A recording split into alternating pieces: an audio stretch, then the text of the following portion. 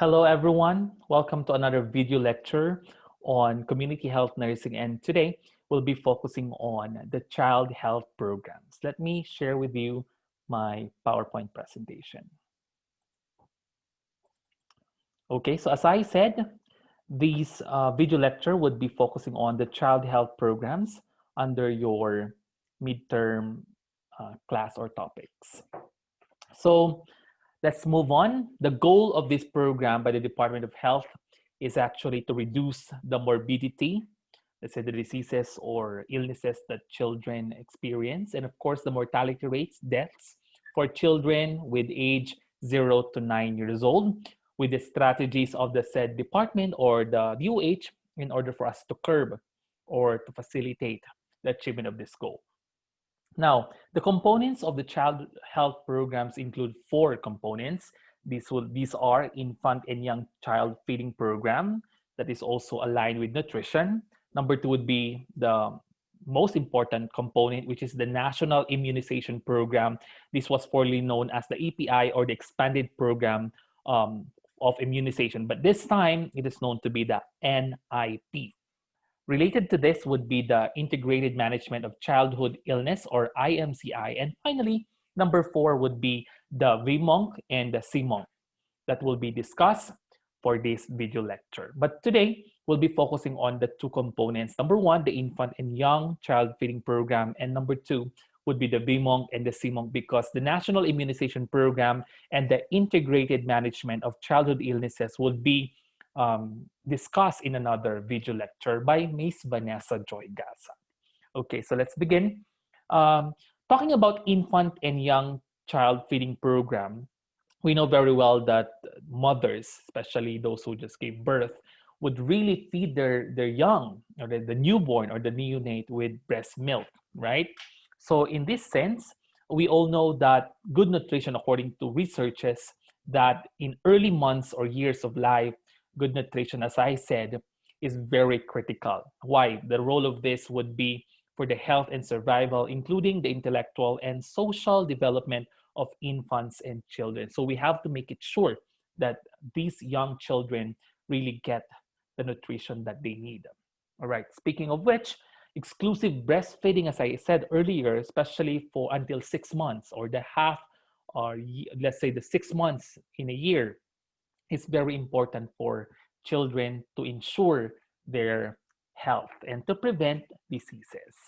Now, speaking of breastfeeding, it's but right for us to remember this very important nutrition for the infants. So using the letters of the word, let's try to discuss breastfeeding. So as you can see on your screen, we have the acronym breastfeeding itself. For B, we know that this will be best for babies because there might be other food available for them like formula milk and so on, but they are discouraged. So breast milk still best for babies. Secondly, it is known to reduce allergens. So when the baby really eats or drinks milk from the mother, then reducing allergies would be met. Apart from that, letter E is it's economical because you don't have to spend, you don't have to buy formula milk and the like or any supplement food because breast milk is always there. Mother can give it to you, right? So it's economical. Next one, it's for A, antibodies present. Specifically, the antibodies present is immunoglobulin A, which is so helpful to prevent infection among the babies. So again, the breast milk has antibodies, specifically the immunoglobulin A, that fight against infection.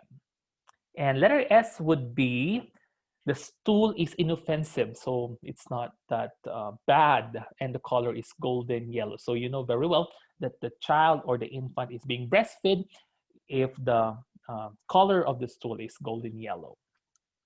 Likewise, the temperature is always ideal because unlike preparation of, let's say, formula milk, you have to really use your senses to make it sure that it's with good temperature. But with breast milk, you don't need to do that because its temperature is ideal with 28 or from 25 to 28 degrees Celsius. So remember, the temperature of the breast milk is good for the baby, specifically its temperature 25 to 28 degrees Celsius.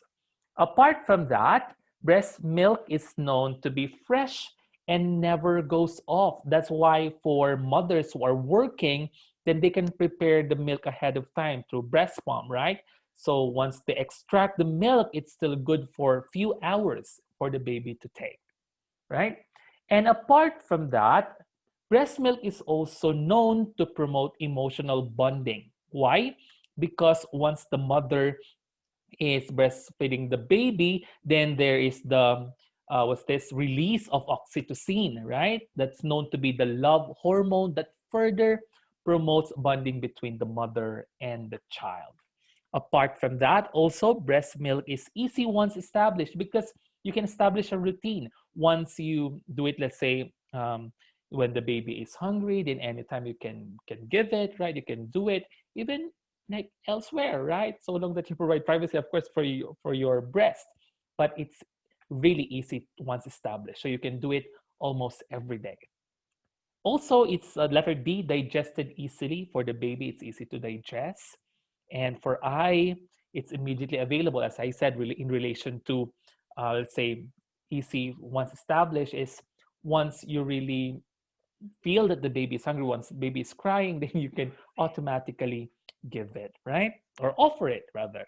And for letter N, it's nutritionally optimal because it has all the important nutrients from proteins, from the vitamins that the baby need. It's all in there, right? It could be found in the breast milk. And finally, letter G, it prevents gastroenteritis because of the lactose content of the breast milk. And we know very well that the lactose somehow makes our intestines acidic, thereby fight microorganisms. So could you imagine all these benefits of breastfeeding? No doubt the government and all healthcare professionals really promote breast milk for babies. So remember, breastfeeding with this acronym, they have all the benefits that somehow your baby could get once you exclusively breastfeed them. All right. Now let's talk about the laws related to child feeding protection. These include the following. Number one is the milk code rather, or otherwise known as the Executive Order 51, signed by former President Corazon Aquino in 1986. So it has been years, it has been decades. And with this executive order, it is known to protect and promote breastfeeding for mothers and, of course, for their babies. Why?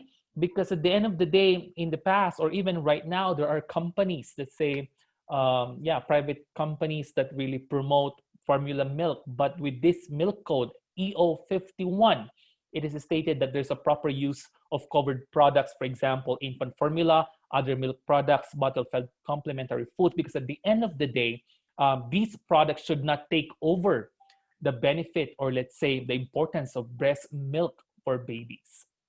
So remember, milk code, it protects and promotes the use and of course the conduct of breastfeeding, especially to, let's say young infants.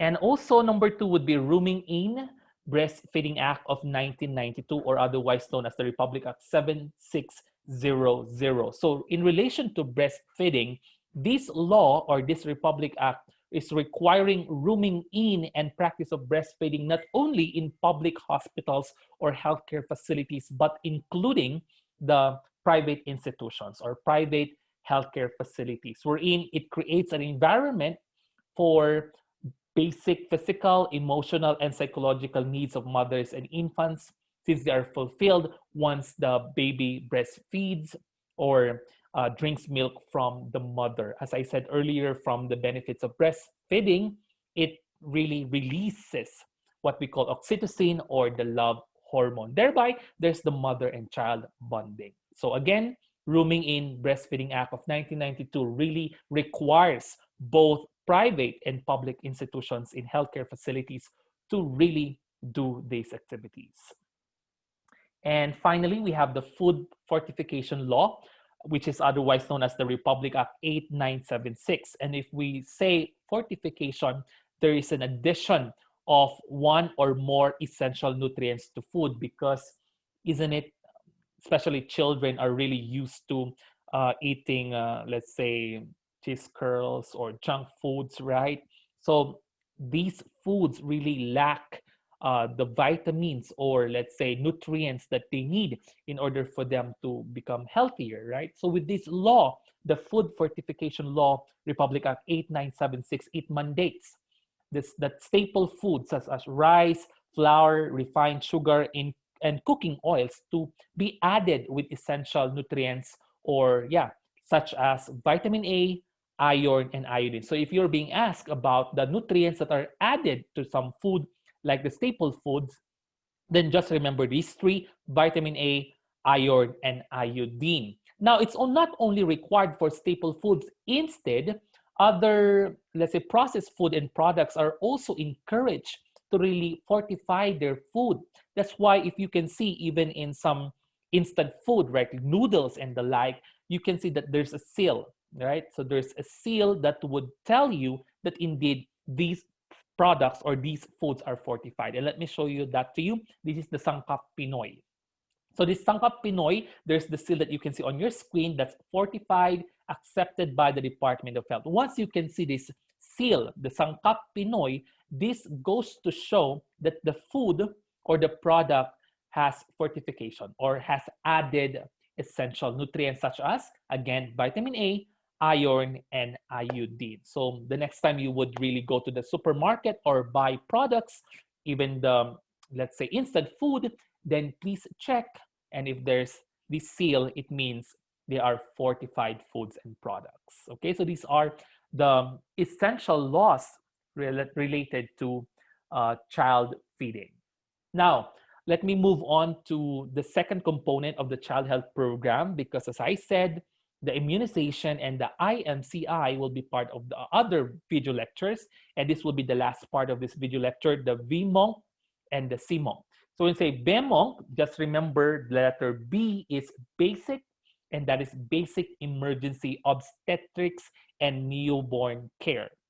Whereas when we say CEmONC, that's letter C, comprehensive emergency obstetrics and newborn care. So from the words basic and comprehensive, we can already deduce or can determine that these services given to mothers and newborn, when it comes to basic, this should be the services that are readily available to mothers and newborn once they need it, right? Specifically in the community area, let's say in the rural health unit or in the barangay health station or any nearby hospital that could give these basic services to mothers and newborns. But just in case these mothers and children need more than the services in this facility, in the basic emergency obstetrics and newborn care, then that's the time they have to transfer into a highly specialized institutions known to be comprehensive emergency obstetrics and newborn care. For us to differentiate further the two, let's move on to other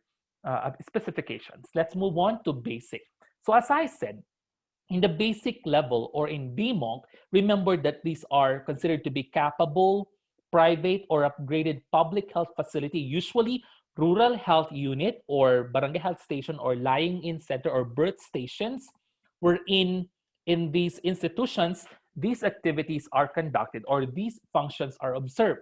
Number one, we have the parenteral administration of oxytocin in the third stage of labor. Why? Because the oxytocin is known to promote uterine contraction, thereby facilitate the delivery of the baby. So this is done under BEmONC. Apart from that, in BEmONC, we also administer the loading dose of anticonvulsant. When we say loading dose, that's the single dose, right? Then you might ask, why do we need to give anticonvulsant? So this is indicated for mothers who might be suffering from eclampsia.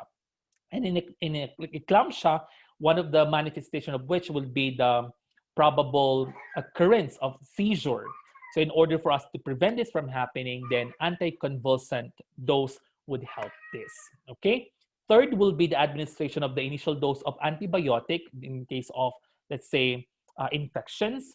And then the fourth one would be performance of assisted deliveries in imminent breach. When you say imminent, it might happen, right? Happening very soon. So if these institutions or these facilities are capable of assisting and with the instruments available, then they could assist. But again, if it is somehow hard for them to facilitate this, then there should be the referral to CEmONC that I will be discussing in a while.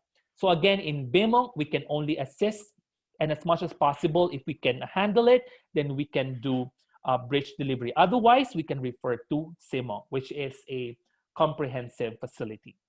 Now, number 5 would be removal of retained placental products. In connection to number 6 would be the manual removal of the retained placenta. Why do we need to evacuate the placenta and its products? Because if we do not do that, then the mother is prone to continuous bleeding. So in BEmONC, we assure that once the mother delivers the baby, then we could evacuate the placenta, including the other products of which, okay?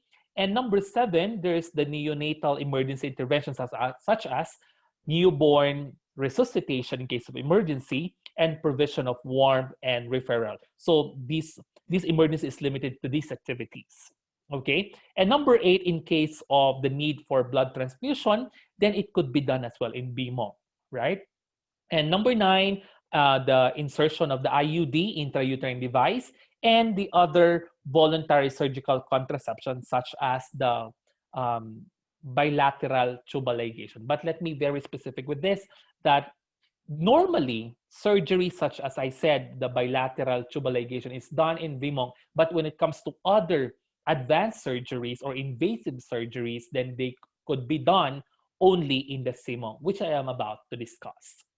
All right, so let's proceed with the comprehensive emergency obstetrics and newborn care. So in this level, these are conducted in tertiary regional training centers or hospitals with upgraded provincial and district hospitals wherein everything is complete. They are equipped with trained professionals, and of course they have all the equipment and facilities to address all the needs of the mother and the newborn. Now, all the things discussed in the BEmONC plus these activities are done in CEmONC. These include, number 1, provide surgical delivery. So a while ago, in the case of breech presentation of the baby, imminent breech delivery, then if it cannot be facilitated, then a cesarean section can be done not in BEmONC, instead in CEmONC.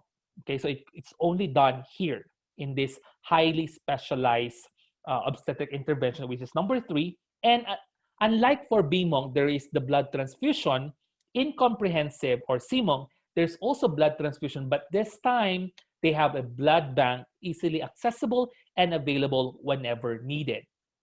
Also in number 4, unlike for neonatal emergency care in the previous level, the BEmONC, in here there's an additional treatment of sepsis or infection of the newborn, plus the provision of oxygen support, which are both not present in the BEmONC.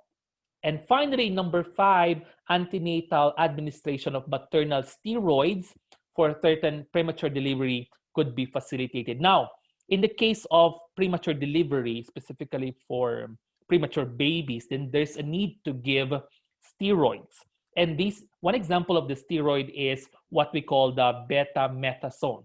Betamethasone, a steroid which is given to the mother. Why? In order for the premature newborn to have a lung maturity, to facilitate maturity of the lungs. Because at the end, if you're premature, then the baby's lungs are not yet fully developed or not matured. Therefore, the provision of steroids such as the betamethasone would facilitate the maturity of the lungs. So these activities plus the activities from BEmONC are done in the comprehensive emergency obstetrics and newborn care. Now let's classify. Please, I would be showing you activities done in both facilities or levels. Then tell me whether it is done in basic or comprehensive emergency obstetrics and newborn care. Are you ready? Let's begin. For number 1, performance of cesarean section. So you know very well that it is an advanced surgery. You need trained professionals for this. You need equipment for this. So this is done where? Basic or comprehensive? You know the answer. It is done under CEmONC or Comprehensive Emergency Obstetrics Newborn Care. Next, number 2, what about assisted breech vaginal delivery? Now, again, if your answer would be basic, then automatically it's also done in comprehensive. But more specifically, this assisted breech vaginal delivery is done where? In basic or in BEmONC. Next, what about administration of betamethasone to a term newborn? Term newborn. So that will be in CEmONC. As I said, the steroids that are necessary for lung maturity. All right. Next one, administration of parenteral antibiotics. So where is it being done? It's done in also comprehensive or CEmONC. Next, what about the manual removal of placenta? It was specifically mentioned. It was done or it is done in BEmONC. Next one, what about the administration of oxytocin in the 3rd stage of labor? You know it as well. It is done in CEmONC, comprehensive. And there you go. So that's for the child health programs, the 2 components. Number 1, child feeding program, and number 2 would be the BEmONC and the CEmONC. The difference, and the other 2, the immunization and the IMCI, will be discussed in the next available video lecture. This has been Virgo Clemente Lopez, your CHN faculty, and I hope you learn from this short video and continuously to learn more for community health nursing.